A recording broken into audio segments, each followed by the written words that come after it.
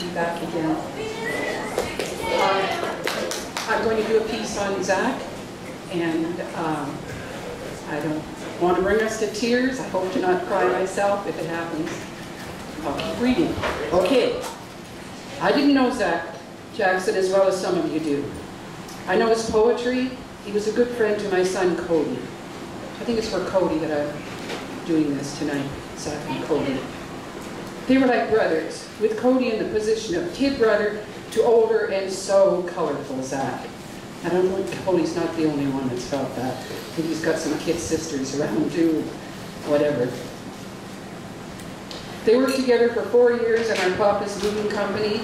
Zach was big, bold, dominant, talking fast, moving fast, and I was fortunate to catch him every so often for conversation in my kitchen. He stretched my mind, which is a gift for which I am forever grateful. I want to dive left for a moment on the word grateful. Recently I wrote 3 short essays on gratitude for a study group I'm in. And I was on a natural high, enthralled with the rapture of grateful. You know, the overwhelming joy and acceptance that gratitude can bring. The humble thankfulness when things work out. The sadness, the sweetness of ease. The sense of giving back, grateful. But there was a little niggle in my mind, because my life was fine then. And I thought, what would I think about grateful if life wasn't so good?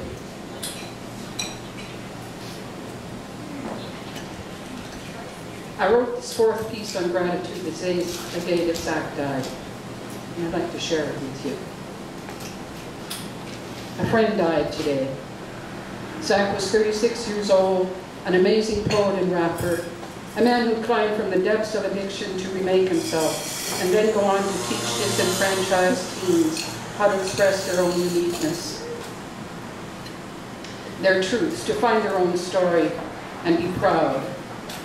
He did this with only a high school education and a street education, and he's been teaching his unique views to teens in schools across BC. Zach was Cody's honored friend. They drank and smoked together. They did mischief together. Of this I am sure. They cared for each other. Love is not too big a word to use, although they would both be too rough for that. I like to think they told each other tall tales and true tales. Today, Zach fell into a roaring freight train and is no more. Where is my gratitude now? This time it's a soft gratitude. It wants to be coaxed out past anger and frustration. The moment it flows, my anger disappears. It's a hot chocolate kind of gratitude, warming the belly.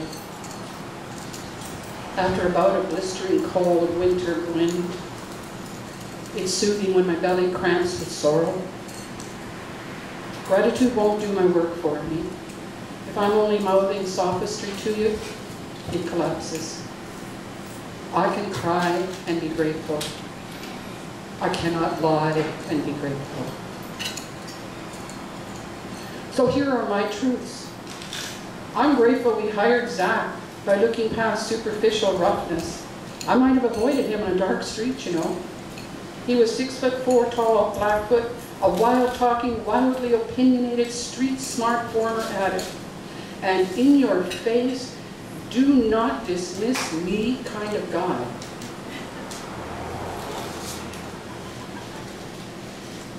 In my kitchen, I got to know him a little bit. I got to see some of his tender, almost shy side. I'm grateful for our debates. He made me stretch to warrant his listening, and for that I'm grateful. I'm grateful Cody got to share wisdom with them in their mutual admiration of each other.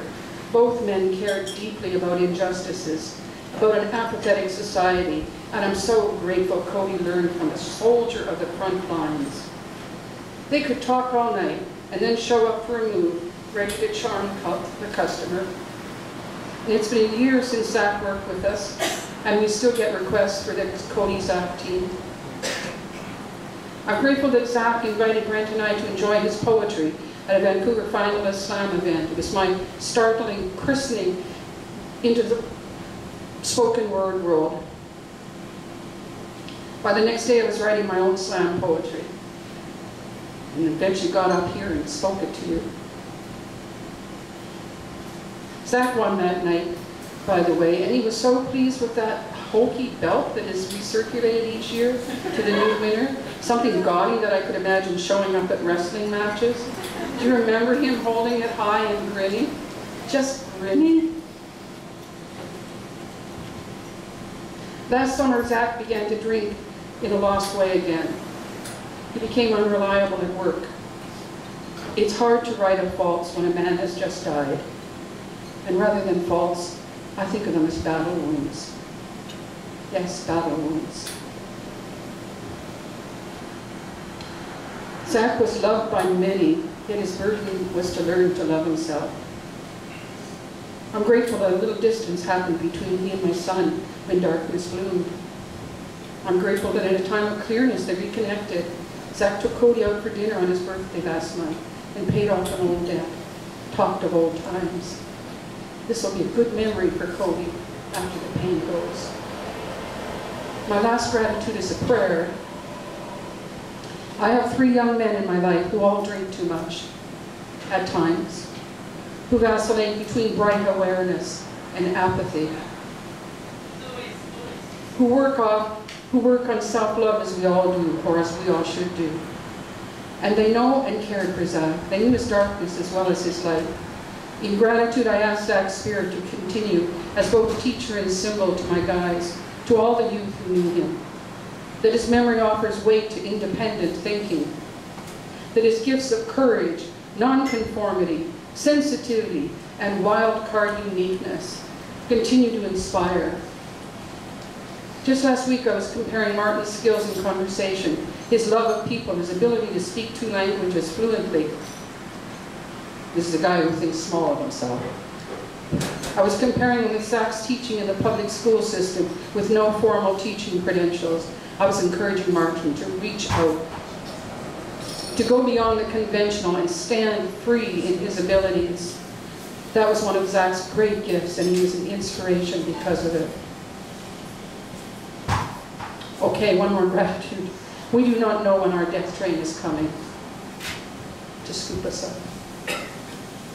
I am so grateful that my life is now dedicated to self-growth and inner exploration. Life is too precious and too complicated to live it superficially. Zach could never be accused of either being superficial or taking the easy way. Everyone in this room who knew Zach has their own list of gratitude thoughts. May we bless his passing with them. May the room fill with the spirit of gratitude that we return to Zach tenfold. Let it mingle with his spirit, which is surely nearby. I'm just having an image of him when he would walk to the back of the stage before he'd come to the front, and he'd just collect himself.